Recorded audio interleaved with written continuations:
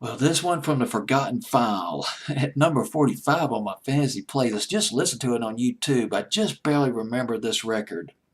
And I probably heard it only about 2 or 3 times on MTV. It was probably in MTV's light rotation and probably heard it on 120 Minutes, and I fancied the record, just threw it on my fantasy playlist, but didn't get very high on my fantasy playlist. A pretty obscure band. Fresh for Lulu. Or Flash for Lulu, rather. Every Little Word, name of the record at number 45, Fantasy Playlist, April 23rd, 1990. Flash for Lulu never had a huge, they never were a huge commercial success. And this record is not particularly commercial, Every Little Word, but it's definitely an alternative, a solid alternative record. It's got the gothic dance feel to it. Kind of reminds me a little bit of Sisters of Mercy, and also Love and Rockets. Sounds a bit like Love and Rockets. This record, Every Little Word by Flesh for Lulu. It started in the early '80s, 1982. Four guys. It was Nick Marsh on vocals, James Mitchell drummer, Rocco, formerly of a group called Wasted Youth, and Glen Bishop, bass player. And they were part of this scene. I'd never heard of it. I just read of it. Part of this musical scene in London. I guess it was an underground scene called the Batcave scene. Okay. I'm thinking of these bands playing in the Batcave. It's the Batmobile comes roaring in. It's like a surreal version of Batman or something. But anyway, the Batcave scene was a fusion of glam and gothic rock and roll. These glam and gothic bands epitomized this genre, epitomized by bands like Specimen, Alien Sex Fiend, and Flesh for Lulu. Flesh for Lulu started in 1982, and it looked like things were going pretty good. They did a session for John Peel, the progressive rock DJ in England, BBC Radio 1, and after the session was well received, and they got a deal with Polydor, 1983. Released an EP, it was called Roman Candle. Did okay, and then they came out with an album that bombed. There were two singles, Subterranean, and I believe the other one was Restless. But Polydor did not promote the band. As a matter of fact, they dropped them.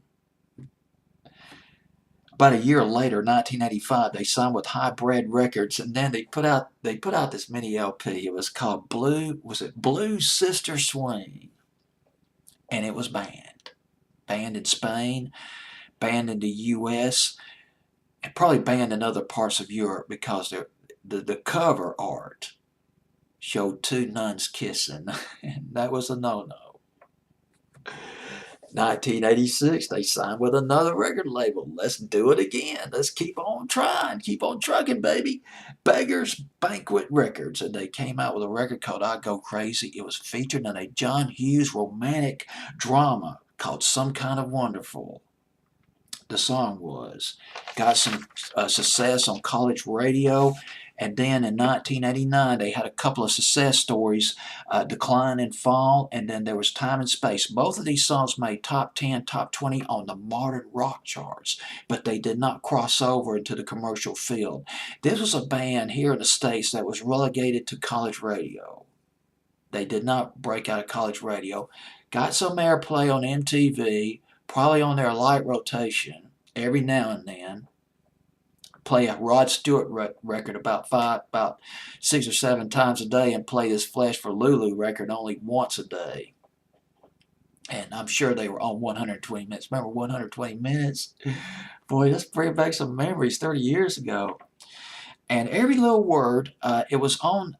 I got it up. Let me bring it up for you. It was on I take it this is a 12-inch Capitol Records on vinyl, and there's a 12-inch edit on this album or EP, and there's an alternative radio edit, and there's an LP version, and there's other cuts on there. I Go Crazy, Time and Space is on here, Postcards from Paradise. That's one of their best known ones. There's a live version of that on this album. Came out, I believe, 1990. Pretty sure about 1989, 1990. Possibly 1991.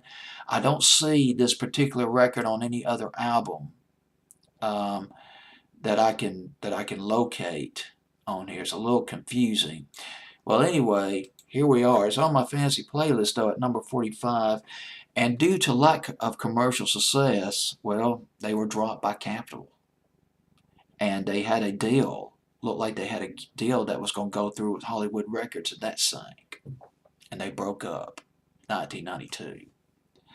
Flash for Lulu, Every Little Word on my fancy playlist at number 45, April 23rd, 1990.